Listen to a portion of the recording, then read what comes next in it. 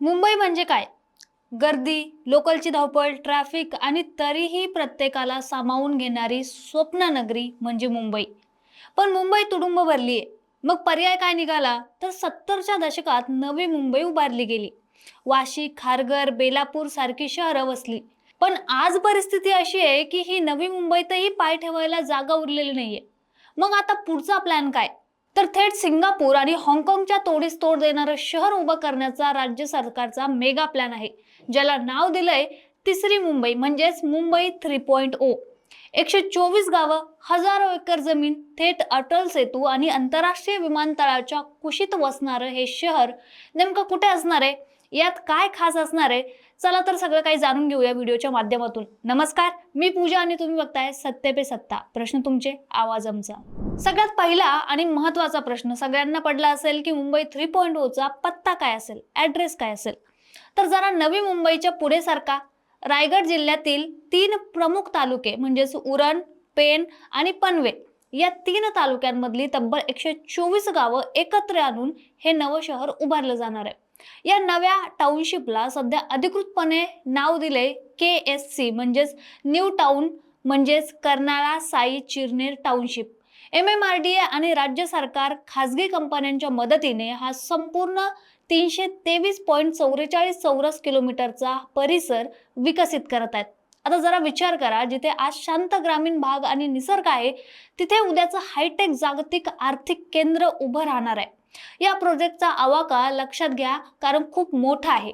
मूळ मुंबईचं क्षेत्रफळ आहे साधारणतः 437.71 चौरस किलोमीटर आणि लोकसंख्या तब्बल 1.5 कोटीच्या पार गेली आहे.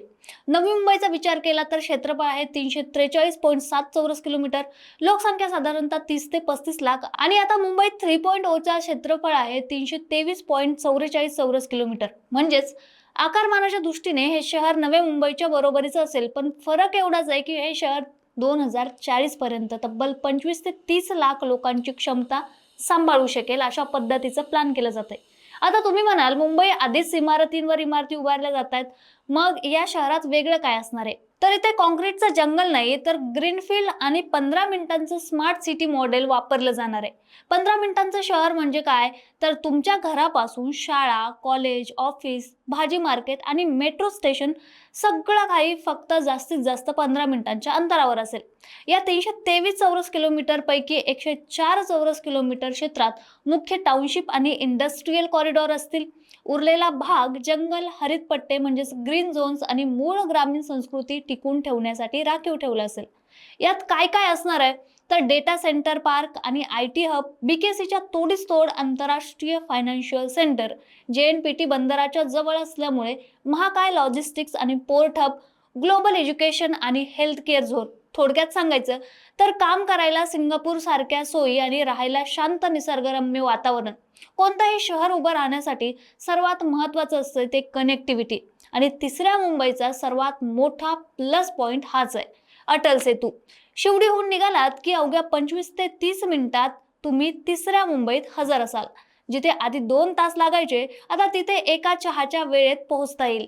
नवी मुंबई आंतरराष्ट्रीय विमानतळ. हे विमानतळ या शहराच्या अगदी वेशीवर असेल, म्हणजे 0.25 किलोमीटर अंतरावर असेल. म्हणजेच खऱ्या अर्थाने हे शहर एरोट्रोपोलिस म्हणून काम करेल.